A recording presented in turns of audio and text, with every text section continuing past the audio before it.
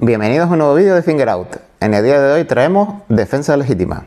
Bueno, señores, espero que les haya gustado esta nueva puesta en escena, espero que lo sepan valorar y espero que sepan tener en cuenta lo que es estar leyendo con un pasamontañas puesto. Pero bueno, vamos a hablar sobre el tema de la defensa legítima en España. Para ello me voy a apoyar en un guión que he creado y vamos a basar este vídeo en 4 partes. Primero vamos a hablar una parte legal, por supuesto, evidentemente, si vamos a hablar de la defensa legítima tendremos que hablar del apartado legal. A continuación hablaremos un apartado de opinión personal sobre el apartado legal y unos consejos particulares y una especie de cierre final, ¿de acuerdo? Para ello, primero vamos a hablar sobre, vamos a hacernos unas preguntas, ¿no? Como siempre en nuestros vídeos nos hacemos ciertas preguntas.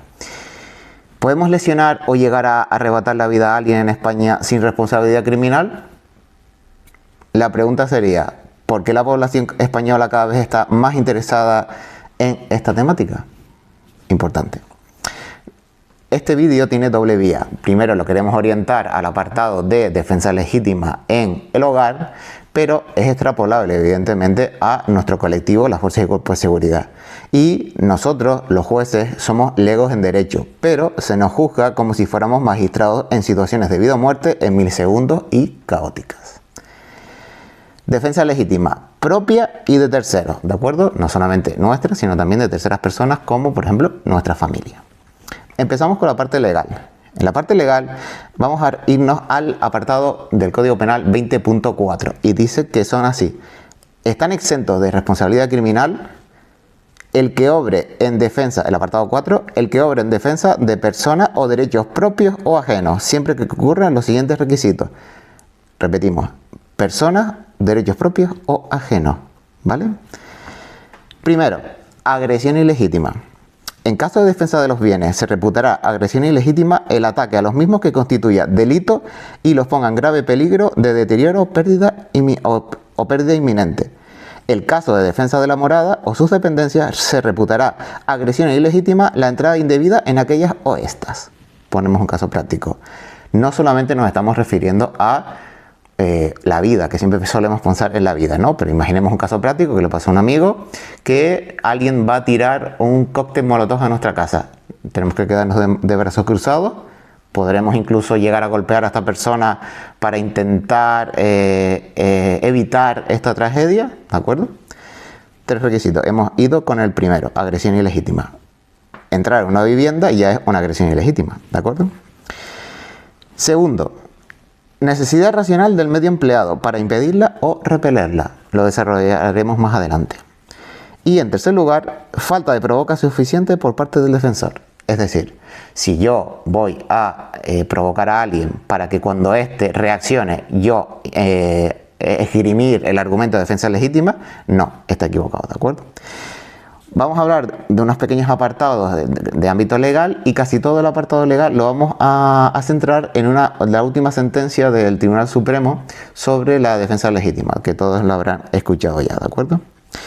Por otro lado, también es interesante para el sector, el que obre impulsado por miedo insuperable, bueno, por ejemplo, no sé, se me ocurrió el caso de que tu mujer, a lo mejor, en una situación de grave riesgo que entren en tu casa y te están pegando, pues reacciona de forma más contundente de la medida de lo posible y porque no mide bien y bueno, y le arrebata la vida a una persona porque te está defendiendo, porque pensaba que te iban a quitar la vida, ¿no? Bueno, hablaré también, como siempre, con cierta eufemismo, ¿de acuerdo? Y este también nos interesa a nosotros, el que obre en cumplimiento de un deber o el ejercicio legítimo de un derecho, oficio o cargo, ¿de acuerdo? El cual nos atañe aquí. Por otro lado, vamos a hablar sobre brevemente el artículo 22, ¿no? La alevosía, disfraz, abuso de superioridad, aprovechando las circunstancias del lugar, tiempo o auxilios de otra persona. Es decir, se nos pide muchas veces en situaciones de emboscada, con una situación de alevosía, de que están preparando, han asegurado bien la escena para culminar con éxito este atentado contra nosotros, por ejemplo, entrando en nuestra vivienda, y nosotros tenemos que estar en una situación de vida o muerte, de riesgo, ponderando el medio racional menos lesivo, la proporcionalidad, ¿de acuerdo? He de decir que en los apartados personales diré ciertos sesgos personales de aquí del que suscribe, pero cierto es que esta sentencia del Tribunal Supremo me calla la boca, ¿de acuerdo? Seguiremos con esto. Entonces, cuando uno es atacado en su domicilio, no tiene una conciencia situacional. Todos estos apartados del código 22 son bastante, del artículo 22, perdón, son bastante complicados de ponerse a realizar, ¿de acuerdo? Porque estamos en una situación, nos acabamos de despertar, una situación sobrevenida, y no vamos a estar cogiéndonos con papel de fumar a la hora de defendernos, ¿de acuerdo? Que esto ya, la sentencia esta que estamos hablando, tumba todo esto por tierra.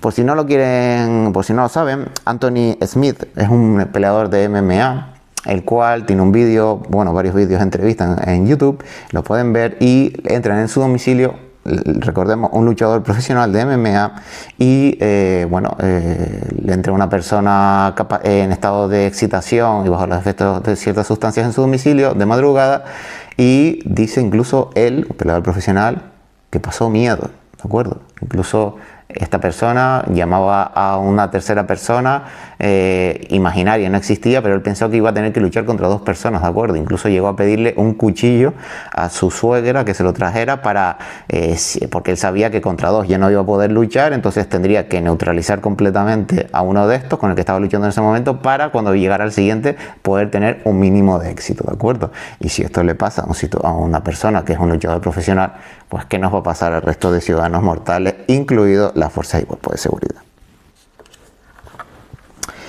Vale, ahora vamos a hablar con el error invencible. Si han seguido nuestro canal, pues bueno, verán que hemos hecho una publicación hace poco y muchos compañeros no lo saben.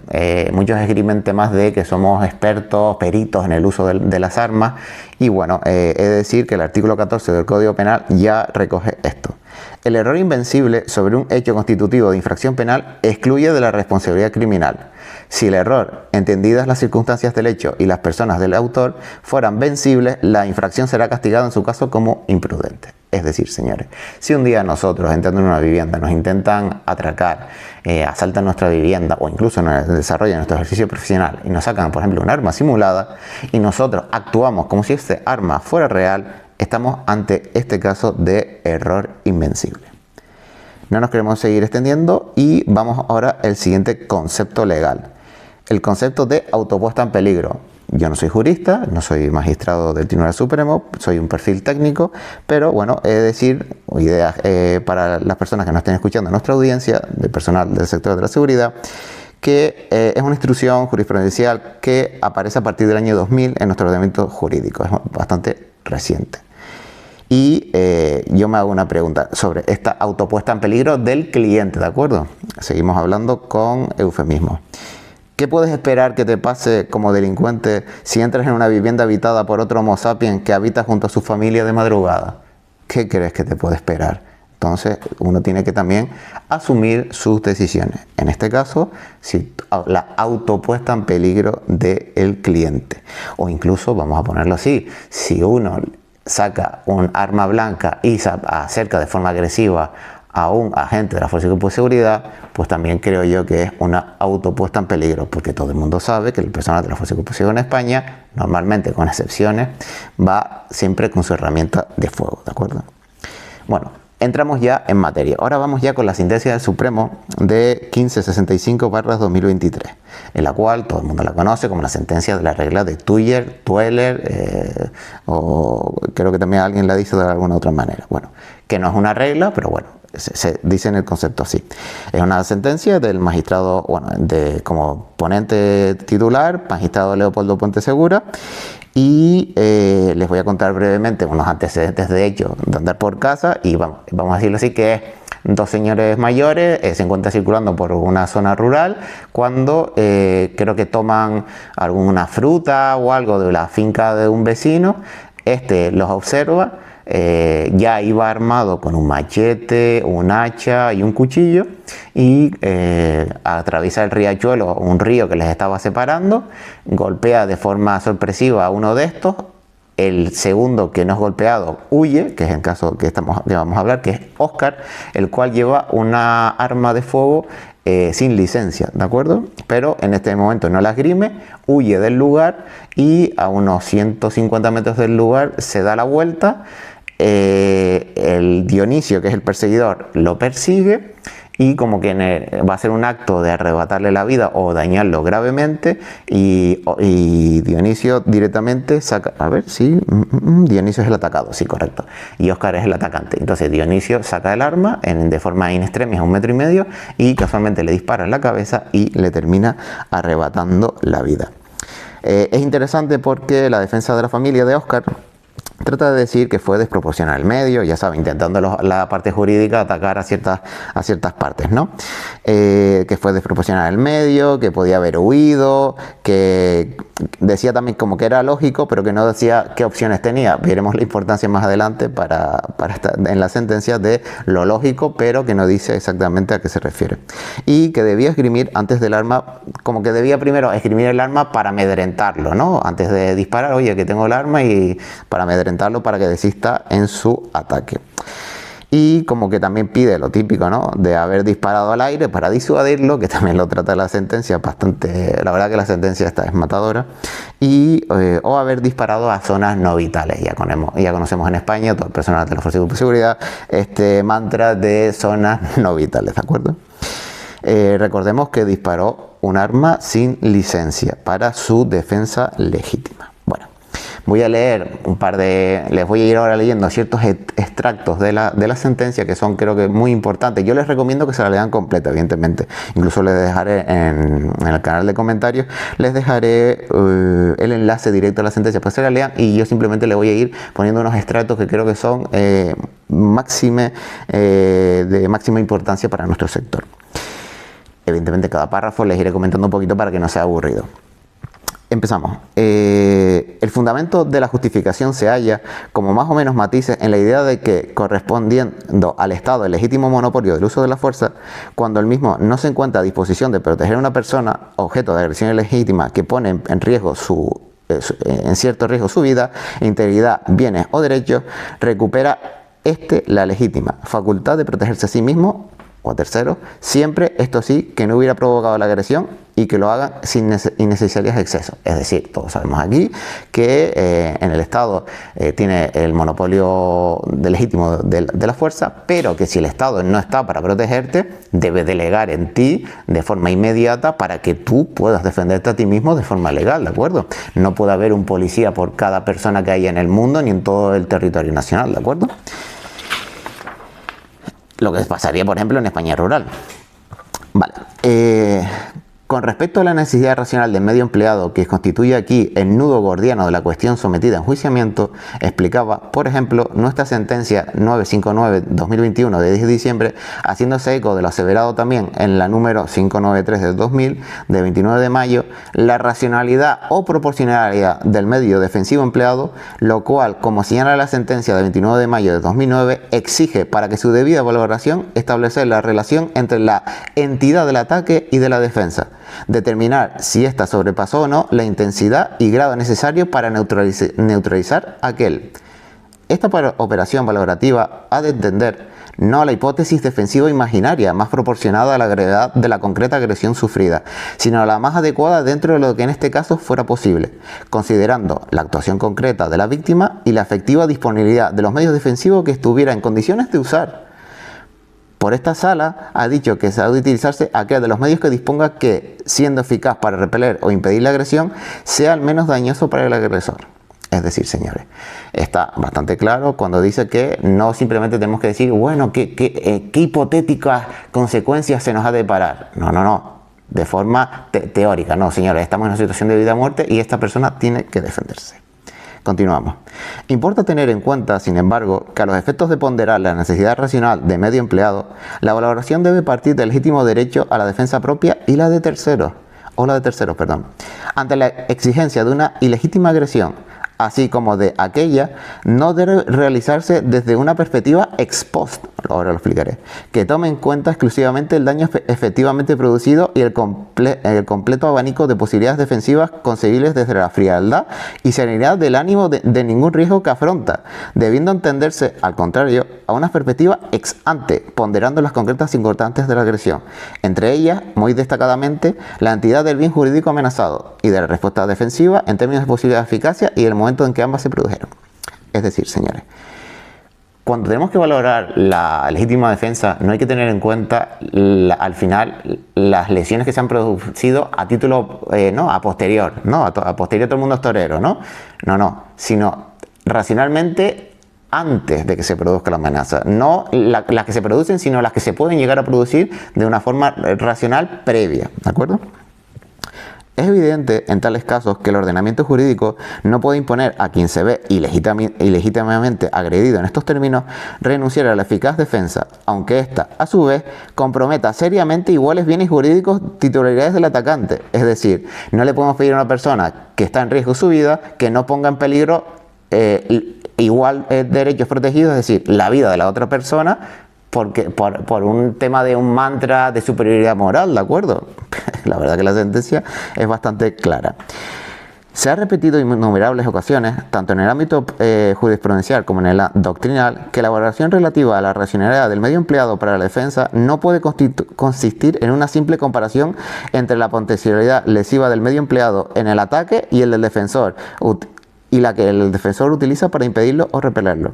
Y ello, aunque no fuera debido a la que por lo común no dispondrá quien es ilegítimamente agredido en una panoplia de herramientas a su alcance entre las que escoger la más parecida o aquella a la que el agresor se vale, ni también por lo común, del tiempo necesario para ponderar las cualidades de unas y otras hasta decantarse por la finalmente elegida.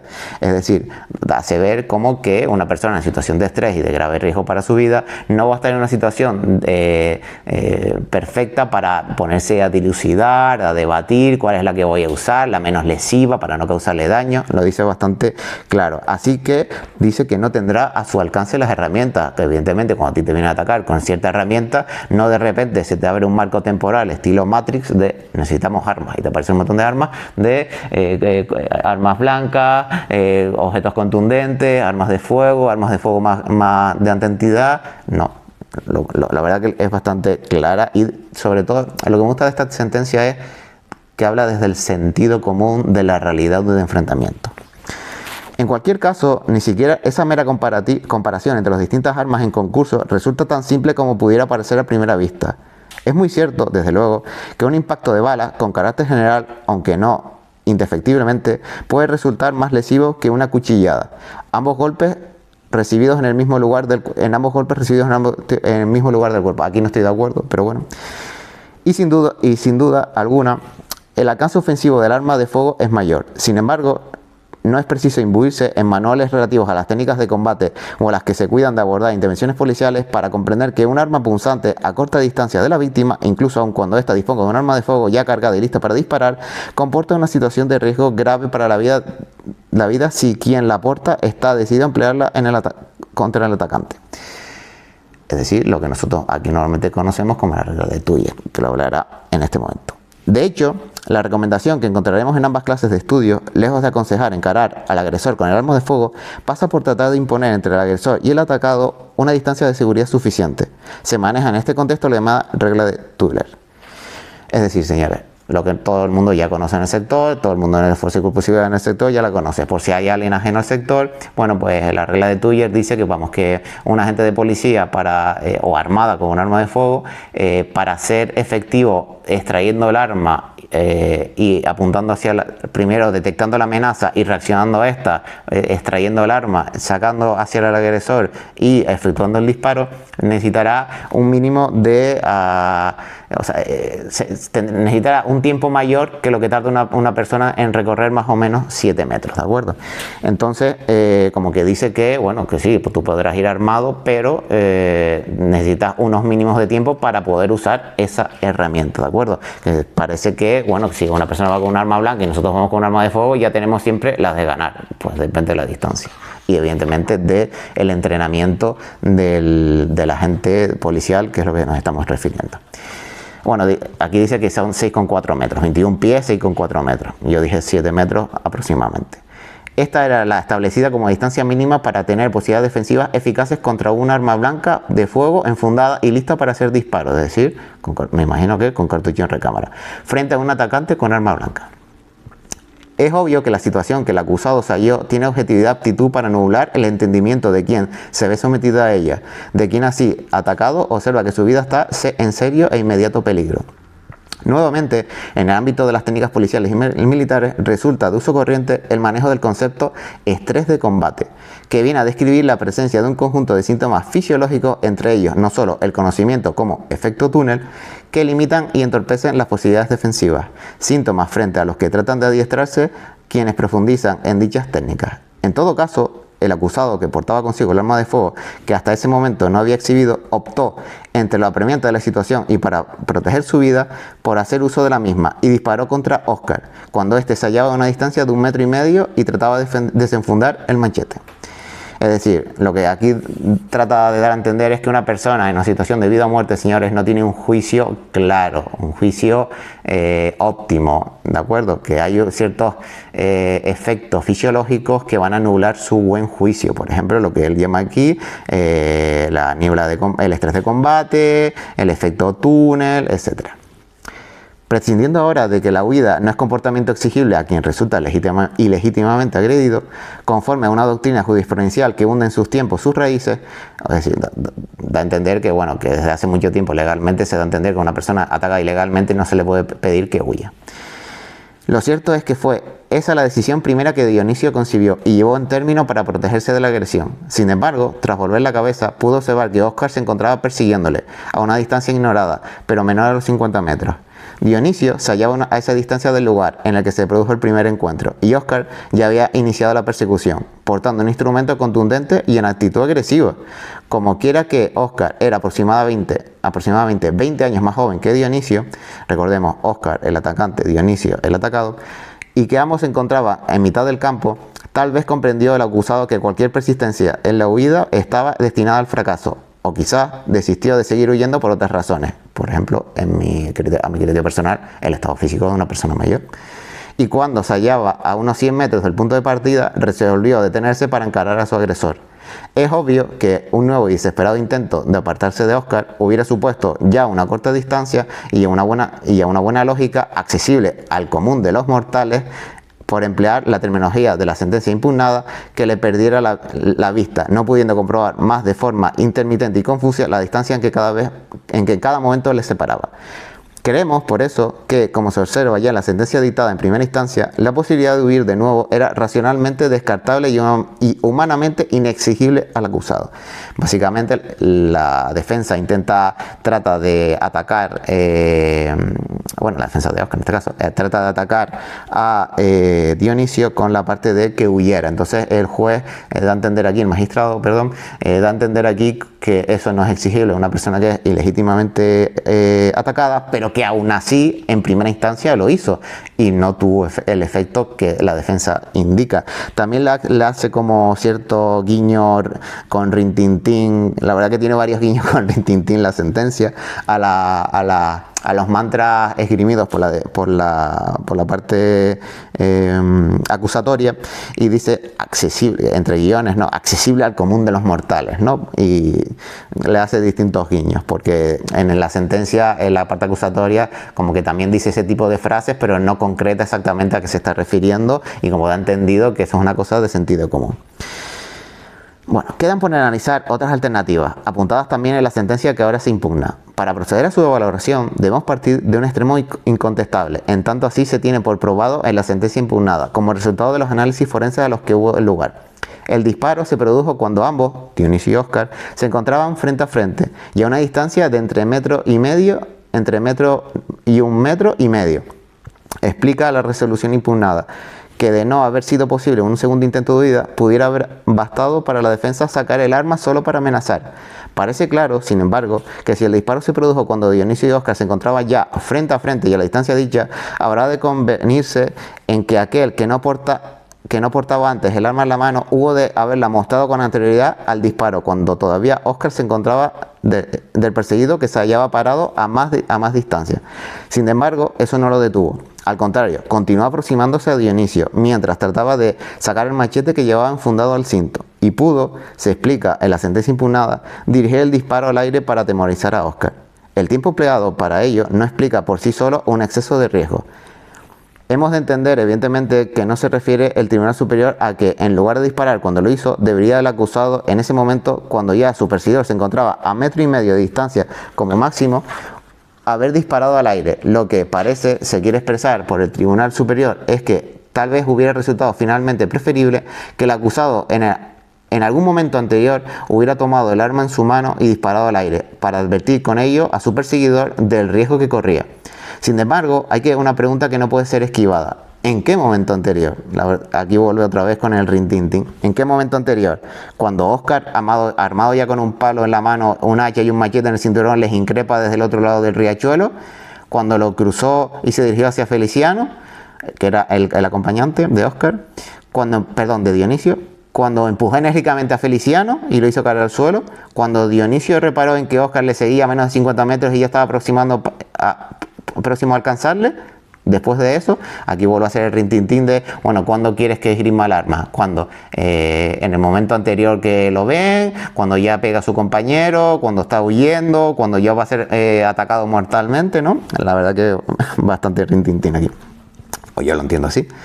Finalmente, se reprocha también al acusado que no dispararse a una zona distinta, potencialmente menos lesiva del cuerpo del agresor o zona no vital. La sentencia de primera instancia concreta que pudo haber tirado a los pies o a las piernas, a un brazo o a un hombro. Ciertamente, y en un primer análisis, podría respaldarse la idea de que, a la vista de que la distancia entre ambos era muy poca, no resultaría difícil acertar con el disparo a una zona distinta de la cabeza. Máxime cuando, explica la sentencia dictada en primera instancia, Dionisio había sido poseedor de armas de fuego largas y una corta con licencia hasta que perdió unos años atrás, de lo que Colige tendría cierta habilidad para el disparo. Sin embargo, esta primera aproximación solo resultaría sólida a nuestro juicio para el caso de que concurrieran dos circunstancias adicionales, aquí ausentes. En primer lugar, resultaría preciso que el tirador se encontrara en una situación de estabilidad y control emocional, de equilibrio, ajeno e incompatible con la presión que, no hace falta insistir en ello por su obviedad, pero aquí quiero que hace otro rintintín, provoca la posibilidad cierta e inminente de perder la propia vida. Hemos referido a los síntomas que, conformando el conocimiento como síndrome de estrés de combate, se generan ordinariamente en quienes se hallan en aquella situación extrema, incluso cuando se trata de profesionales, miembros de las Fuerzas Armadas o de la seguridad del Estado, que han de encararlas con relativa frecuencia. Hasta el juez dice que con relativa frecuencia tenemos que vernos expuestos en situaciones de vida o muerte y tenemos que salvar la vida.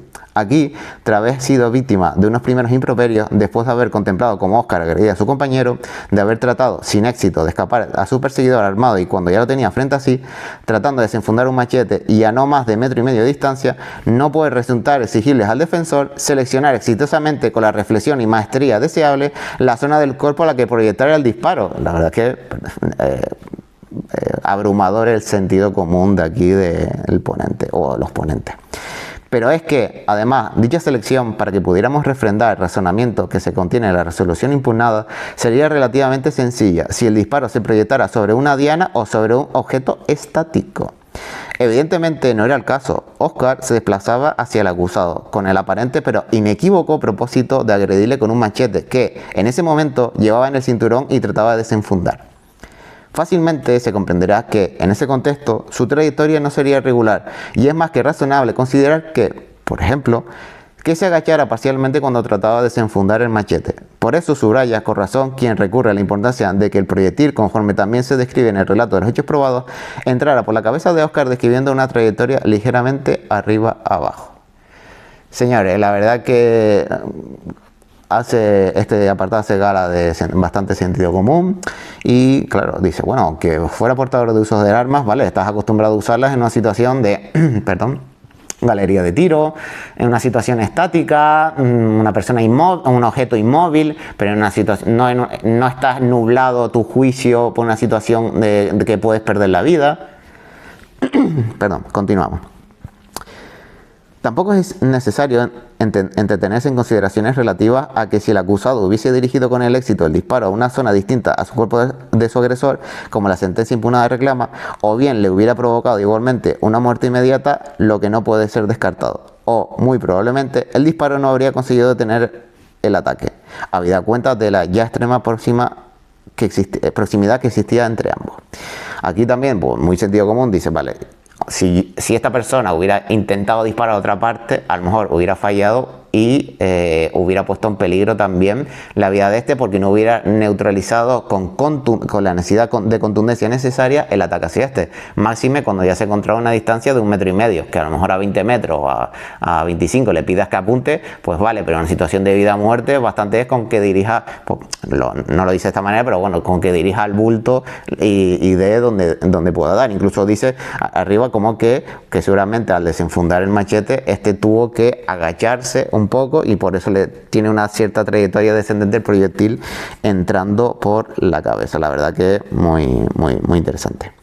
Cierto es que cuando pedimos que las personas apunten a partes no vitales, hay un riesgo probable de que si no impactamos donde queremos, significa que impactamos donde no queremos, y también somos responsables legalmente de ese impacto donde no queremos.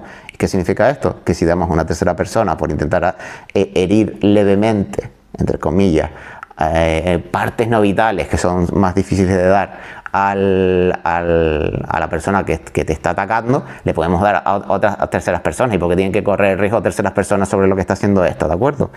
Y también es importante que, bueno, que también dice que impactar en una parte no vital, por ejemplo la pierna, le puede dar en la femoral y también puede terminar con su vida. Continuamos. Para terminar, importa dejar sentado que en el trance del proceder de elaboración de la necesidad racional del medio empleado para impedir o repeler la agresión, no nos hallamos en el terreno de las reglas que presiden una disputa de buen lid o una competición olímpica. Muy interesante. Imponiendo al defensor renunciar o ver compensada cualquier ventaja o competitiva de la que pudiera disponer. Mayor corpulencia o destreza, armamento más eficiente, mejor posición, hasta que procura que con su agresor una inobjetable paridad en las posibilidades de éxito. Lo que importa determinar aquí es si quien, agredido de manera ilegítima y sin haber provocado dicha agresión, emplea para defenderse entre ellas los medios concretamente a su alcance, alguno que pueda reputarse racionalmente necesario para proteger el bien jurídico lesionado o puesto en peligro. Naturalmente, cuando el medio defensivo escogido resulte en atención a al desproporcionado bien jurídico que lesiona o a la gratuidad e intensidad de la defensa, llanamente excesivo para aquella definida defensiva, la conducta del acusado resultaría antijurídica, para los legos en derecho como nosotros, ilegal, en la medida que trasciende la autorización normativa, y también culpable cuando resulta exigible un comportamiento distinto, aunque su responsabilidad se atenúe en atención del origen del ataque, agresión ilegítima. Es decir, que aún incluso cuando se exceda en la capacidad defensiva, todavía se le va a aplicar un atenuante por haber sido agredido ilegítimamente. Sin embargo, ello no significa que el defensor esté obligado a sacrificar las posibilidades de éxito en su defensa a incrementar el riesgo que depende sobre sí como consecuencia de la agresión ilegítima, renunciando al empleo de los medios racionalmente eficaces de los que disponga para ello, en aras de una suerte de equilibrio de contienda que no resulta absolutamente exigible. En el extremo, el acusado podría incluso haber prescindido de exhibir el arma de fuego que portaba, no ya de dispararla, intentando defender su vida con las manos vacías y tratar de desarmar así a su agresor, casi 20 años más joven, con el propósito loable de causar con su defensa el menor daño posible. Pero dicha conducta no le resulta normativamente exigible, como tampoco puede ser exigida la selección del momento exacto y preciso, siempre hipotético, más idóneo para exhibir el arma o la previa realización de un disparo al aire. ¿A qué distancia del agresor? ¿En qué momento? O una singular maestría, puntería en el manejo del arma, entre otras, por las razones ya explicadas. En definitiva, la necesidad racional del medio empleado no pasa por valorar la existencia de posibles alternativas que, reduciendo las posibilidades de defensa, incrementando así el riesgo del defensor, pudiera haber causado menos daño al agresor, cuando el finalmente provocado, en este caso de muerte, es el mismo que se trataba de evitar, riesgo serio e inminente para la propia vida, sino por considerar si, en el caso concreto, dispuso el agredido de otras posibilidades igualmente efectivas para la defensa, por menos lesivas para el agresor y al razonable alcance de quien se defiende. Es decir, señores, bastante interesante. Dice que una lucha por la vida o la muerte, el Estado legalmente no puede exigir una contienda de buen lid, es decir, una buena disputa, como si fuera esto el oeste, que los dos vamos al mismo tiempo armados con el mismo tipo de herramientas, que hay una especie de de equilibrio de contienda, de que todos estamos al mismo nivel para asegurar, no. Pone que incluso que si tú tienes una mayor fuerza, vas a emplearla para defender tu vida. Incluso si tienes una herramienta mejor que la del otro para defender tu vida, vas a usarla y no se te puede pedir otra cosa. Muy interesante, señores, muy interesante. Hemos terminado aquí la parte legal. Recordemos, parte legal, sobre todo la parte esta de, primero la parte del Código Penal, error invencible, autopuesta en peligro, la sentencia esta que también se la dejemos en el campo de la descripción. Y ahora vamos con mis sesgos personales, y que cierto es que esta sentencia vino a tumbármelo, y vamos con una reflexión legal personal, ¿de acuerdo? Y bueno, es importante que los jueces o magistrados que juzguen hechos de esta entidad, evidentemente si tú te dedicas al ámbito de lo penal, en muchas ocasiones te verás inmerso en situaciones de tener que juzgar o tramitar, por llamarlo de alguna manera, instruir temas de lesiones, temas de situaciones caóticas, de vida o muerte, lo que se dice ahora de forma eufemística, violinizaciones, homicidios, cuando, para no decir la palabra, cuando el homicidio va en su grado más superior, ¿de acuerdo? Entonces es importante que las personas que juzguen esta materia tengan conocimiento de la materia, aunque sea en el campo teórico, de lo que es los procesos fisiológicos del combate, ¿no? Como hemos dicho, todos los libros que los recomendaremos al final del teniente coronel Grossman, de lo que habla de la regla de Tuller, por si alguno no lo sabe, va indicado aquí también en los libros de Grossman. Entonces, oye, ¿alguna vez este personal, jueces, han instruido han realizado un arte marcial, han disparado un arma corta, un arma larga? Por eso también es importante, creo yo, el tema de la mili, porque quieras o no, aunque solamente hubiera sido un espacio fugaz de su paso por la mili, los jueces antiguamente, como tenían, me imagino que ya casi todos estarán ya en plena proceso de jubilación, y no así como los nuevos, tenían un cierto contacto con el mundo de las armas, ¿no? De la violencia. Incluso eso, haber disparado un arma de fuego corta, no es lo mismo disparar un arma de fuego larga, la puntería que tú puedes tener, que una corta, lo difícil que es emplear un arma de fuego corta, ¿no? Y bueno, en procesos biológicos y fisiológicos, ¿no? La mili. Flaco favor nos hacen las exhibiciones del mundo policial y militar, donde se mandan personal altamente cualificado en unas situaciones de laboratorio a realizar una cierta de técnicas ante un público que queda absorto sobre su desarrollo técnico, con un disparo a ciertas distancias a la cabeza de un objetivo, y claro, por ende se hace una introducción de un concepto en la psique de esa audiencia de que todos los agentes son así, todo el personal policial, y que poco menos que si tú le disparas a alguien en la cabeza es porque había un dolo de retirarle la vida a esa persona, y no porque simplemente el caos de la situación pudo hacerle bajar de la realidad, en este caso hablamos, pudo hacerle bajar la cabeza, como habla en esta sentencia, o simplemente porque tú estás en una situación de vida o muerte. Los agentes que están haciendo una exhibición no temen por su vida, están en una situación de laboratorio controlada, no hay ese factor de vida o muerte. También, pues, como no, Hollywood ha causado también, ha agravado esta problemática, donde también con sus películas crean la psique de las personas, una pericia en el uso del arma, una distancia de disparo, incluso una resistencia física al daño tras ser herido e impactado gravemente por tu vida, ¿no? Que esto puede causar en personas que estamos en un mundo cada vez más acomodado y no tienen contacto con la realidad de la violencia de la especie humana, bueno, pues puede causar este impacto psicológico la palabra lo dice, señores, de Hollywood. Los agentes de la Fuerza de Seguridad y las Fuerzas Armadas se nos proponen unas capacidades, unas habilidades y una lucidez mental y psicopatía que contrasta con la realidad. ¿Qué queremos decir aquí, señores, que me lo he apuntado? Bueno, pues no tenemos el entrenamiento que se presupone que tenemos que tener y que se vende en medios de comunicación. No tenemos las habilidades. Sobre todo no tenemos la lucidez mental que lo recoge la sentencia en una situación de vida o muerte, y la psicopatía, por llamarlo así, la frialdad de, pese a nosotros ver nuestra vida en peligro, poder reaccionar de una forma robótica, y no somos robots. ¿Los agentes de policía o de las Fuerzas Armadas tenemos miedo en situaciones violentas, señores? esto hace poco hubo una sentencia de un compañero del policía local que se los dejaré más tarde, la recomendación del caso Casimiro Villegas, se los dejaré más tarde, se lo recomendaré al final, donde, bueno, en la parte defensora, bueno, acusatoria en este caso, contra él, esgrimía que, bueno, que un agente de policía no podía tener miedo con un arma de fuego en la mano, como que poco menos que si te dan un arma de fuego ya compensa todas tus carencias fisiológicas y ya tú no tienes miedo, cuando es al contrario.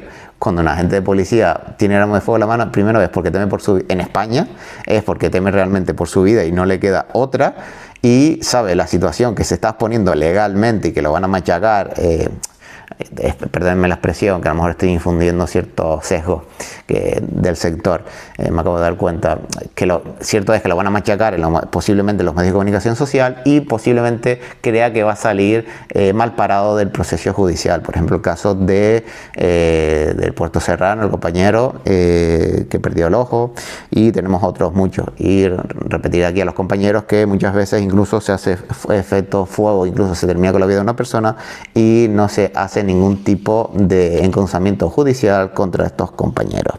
Simplemente con la exposición de hechos basta.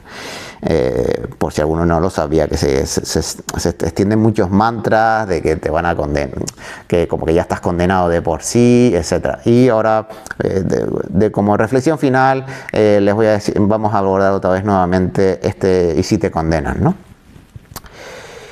También es verdad, como dice Casimiro Villegas, que puede existir puede existir una animadversión a nuestro colectivo y prejuicios contra nuestro sector que causan mella. Evidentemente, todo este ataque que está habiendo medios de comunicación desde hace décadas contra la gente de fuerza y cuerpo de seguridad, los jueces no dejan de ser parte de la población y también son influenciables por parte de medios de comunicación. No quiero hablar de otros tribunales como el Constitucional con la ley de Biogen, pero bueno. Entonces, los agentes de la Fuerza y Cuerpo de Seguridad nos levantamos todos los días con sed de sangre y buscamos cualquier excusa para saciar nuestras ansias, ¿no? Parece como que en muchas ocasiones se puede vender esa idea mantra, ese concepto de propaganda contra la Fuerza y Cuerpo de Seguridad, que puede ser interiorizado en la psique de los jueces, de los magistrados, e incluso del tribunal, sobre todo del Tribunal Popular, ¿de acuerdo? El delincuente tiene que asumir las consecuencias de los actos como un delincuente que es, y como hemos dicho ese concepto anteriormente, de la autopuesta en peligro. Es decir, no tiene que la persona víctima, no quiero categorizar de esta manera a las personas, pero bueno, la persona agredida no tiene por qué, ilegítimamente, no tiene por qué asumir los riesgos de la otra persona, sino esta es la que tendría que depurar todas sus responsabilidades, simplemente, ya sea o legalmente, incluso físicamente. La verdad es que nuestro ordenamiento jurídico en muchos aspectos está desfasado, y tenemos como una especie de legislación con una especie de muy teórica, como una superioridad moral. A veces escucho incluso a algún jurista hablar sobre, claro, es que la defensa legítima está primero la vida del cliente a la de tu vivienda por una entrada ilegítima, y tú dices, bueno, es que la entrada ilegítima a una vivienda comporta que está entrando en mi hogar, vamos a decirlo así, en nuestro refugio, en nuestra madriguera, y no hay buenas intenciones. Nadie está diciendo que si una persona salta a coger la pelota en tu jardín y tú le vayas a efectuar un disparo, ¿de acuerdo? Nadie está diciendo eso. Pero si están entrando a las 3 de la mañana a tu casa, e incluso están golpeando a tu mujer, o a ti, es que no hace falta ni llegar tú no tienes por qué llegar. Nosotros, incluso como Fuerza y Cuerpo de Seguridad, no tenemos que llegar a ser agredidos para poder defendernos. No. Ante simplemente el inicio de la acción o la consecución de acontecimientos que creamos una agresión ilegítima inminente contra nuestra vida o grave riesgo con la integridad física nuestra o de terceros, ya podemos actuar, ¿de acuerdo? Entonces, vale que esta sentencia, como he dicho, ha venido a callarme la boca a mis sesgos, ¿de acuerdo? Entonces, déjenme poquito a poco ir cambiando.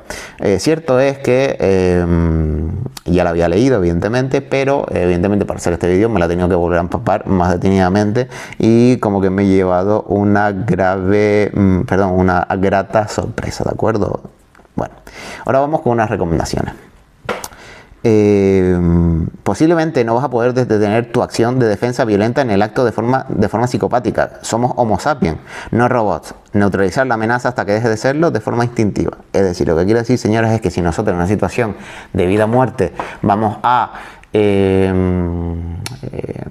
defendernos, posiblemente, a lo mejor, si legalmente se espera de nosotros que demos, en un caso teórico, de acuerdo, de laboratorio, 4 golpes, pues a lo mejor daremos 12. ¿Por qué? Porque en una situación de vida o muerte vamos a tener que, no vamos a medir bien, no sabemos de verdad cuando nuestra defensa está siendo útil, corremos por nuestra integridad física, ¿no? E incluso podemos, ahora volvemos al campo de MMA, ¿no? ¿Por qué los luchadores de MMA, que hace poco hubo cierta, a ver, ¿con quién? Creo que fue con Topuria, cierto propaganda en contra de me imagino que por lo que representa, ¿por qué los luchadores de MMA siguen golpeando para asegurar el knockout, ¿no? Es decir, cuando vemos que, como televidentes, nosotros vemos como que ya la persona está en knockout, pero el luchador de MMA intenta asegurar la victoria, ¿no? Que quede KO constantemente, y tiene que llegar evidentemente el árbitro y parar. ¿Por qué? Porque tienen que asegurar constantemente la amenaza. Nosotros no podemos, como dice la sentencia, estar en una situación de buen lead, dar un golpe, o en boxeo das un golpe, si pone una rodilla en el suelo se para el combate. No, señores, si la persona está en el suelo y nosotros defendiéndonos legítimamente podemos asegurar el knockout dándole una patada en la cabeza para desconectarlo, pues se le tiene que dar, señores, ¿de acuerdo? Instinto de supervivencia. Somos humanos, no robots. No se nos puede pedir cosas por mucho que el derecho quiera legislar, como Álvaro Bernard tiene un vídeo hablando sobre este tema, por mucho que el derecho, les pongo el mismo ejemplo, quiera legislar que los humanos tendremos que ir para desplazarnos de nuestros cometidos, no podemos ir caminando, sino tenemos que ir volando. El ser humano, por mucho que lo ponga en una ley, el ser humano no puede volar. Entonces se nos piden cosas contra natura. En este caso, por la fisiología del ser humano, nosotros no podemos abordar ciertos aspectos, sobre todo cuando está nuestra vida en peligro por años y miles de años de evolución como primates, que actuemos de una forma robótica, psicopática, en una situación de buen lead. Bueno, pues si falla, como legalmente tengo que hacer esto, bueno, pues si todo falla, me entrego gratamente a perder la vida. Y esto no es así. Vamos con los mantras que se hablan siempre en el sector, ¿no? Partes no vitales. Como hemos dicho, señores, tratar de impactar en una parte no vital con el movimiento del sujeto y nuestro. Hagan la prueba si quieren, si alguna vez no han podido hacerlo, de careos con armas de airsoft. Primero que uno se pueda mover, después que el atacante se puede mover, pero tú no, después al revés, después ambos se pueden mover, para que vean lo difícil que es impactar cuando ya hay movimiento y cambios de escenarios de altura, para que vean lo difícil que es impactar. Y estamos hablando a 2-3 metros, ¿de acuerdo? Imaginemos ya a más distancia. Movimiento, caos, miedo, y sobre todo en situaciones de ISO encima no hay miedo, no hay situaciones es un ambiente controlado y por lo tanto no hay ese miedo a la vida, aunque he de decir que a veces uno puede reaccionar, que me pasó una vez, que cuando te das la vuelta y reaccionas ante un arma de fuego apuntándote, como nunca estás acostumbrado a ver un arma de fuego apuntándote, tardas como un segundo en reaccionar que estás viendo, y cuando te das cuenta haces como ¿no? ¿De acuerdo? También te pasa cuando te intentan apuñalar a corta distancia, o incluso en entrenamientos controlados, que haces, ¿no? Que intentas coger, que tu cuerpo está como ya picando el desbordamiento, ¿no? Vale, y quedar en pequeñas partes aumenta el riesgo de errar el disparo. O medios menos lesivos, ¿no? Después, derecho a la huida versus la realidad de salvar la vida de tu familia y tu domicilio de noche. El derecho a la huida. ¿Cuándo estaba en huida el cliente? A ver, yo entiendo que si el cliente se monta en un coche y se va a 5 kilómetros, pues evidentemente ya ahí está fuera de nuestro alcance, ¿no? Legal, por llamarlo de alguna manera, pero si una persona nos ataca, no sabemos cuántos son, estamos en una situación poco menos que de emboscada, porque ha intentado con alevosía asegurar la acción con superioridad numérica, nocturnidad, entrando en nuestro domicilio cuando estábamos durmiendo, aprovechándose de las circunstancias del lugar y el tiempo, y yo me tengo que poner ahora aquí a juzgar, ser súper proporcional, no sé cuántos son, no tengo una conciencia situacional real de lo que está pasando, pues evidentemente no. Y derecho a la huida es si da 2 pasos para atrás ya es huida, y ahí ya no puedo golpear, solo cuando vaya hacia adelante. 5, 10, cuando ya salga de la estancia, pero no sabemos si vuelve. No, es que iban hacia el coche, y si tenían un arma y vuelven, o si va a avisar a los compinches que lo estaban esperando en el coche para todos juntos volver hacia mí. Como hemos dicho, las cosas hay que valorarlas ex ante, no ex post, ¿de acuerdo?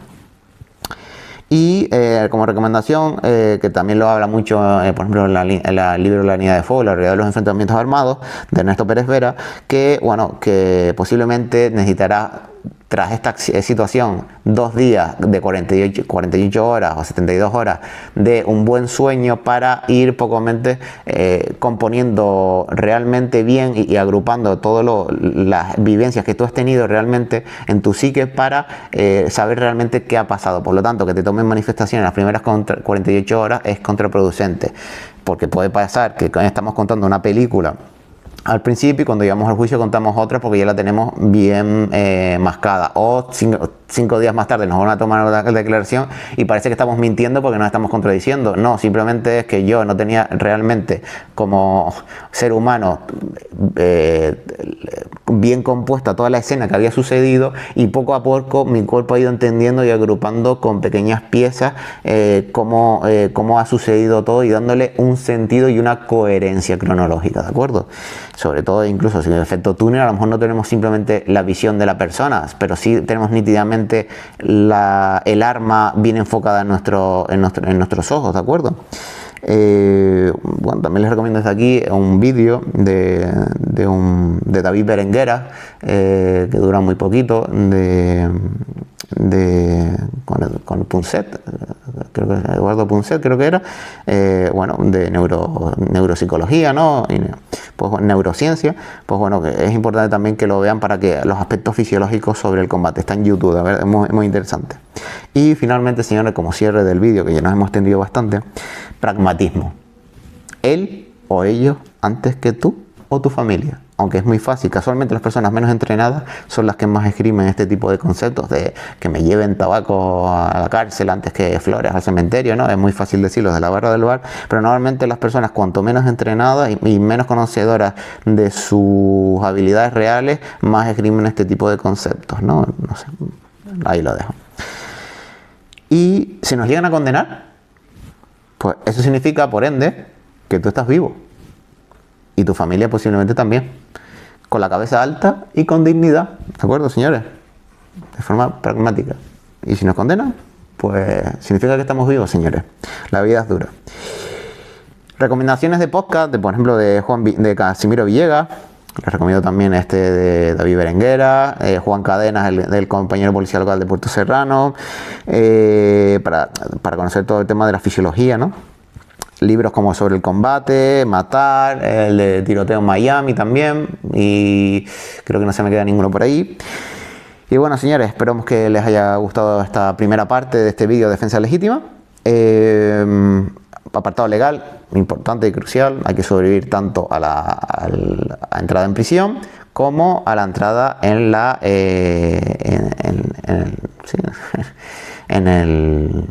tumba, ¿de acuerdo? Entonces, ahora haremos otra segunda parte, haremos otro vídeo de segunda parte de recomendaciones que a lo mejor les gustaría más a la parte del sector de cacharritos, medidas, técnicas, procedimientos, que se recomienda, ¿de acuerdo? Medidas de seguridad, etcétera. Pero es muy importante para este campo, primero, señores, tratar esta parte legal. Como hemos dicho, esta sentencia es muy interesante, la del Supremo, me ha cerrado la boca y sobre todo creo que tiene que esclarecer y cerrar la boca a muchos compañeros del sector. Y creo que es bastante interesante de ver quién es el próximo caso famoso que se enfrenta a esto y nos llega un feedback de lo que ha pasado y esta sentencia, ¿no? Que como jurisprudencia. Esperemos que les haya gustado y nos vemos en el siguiente.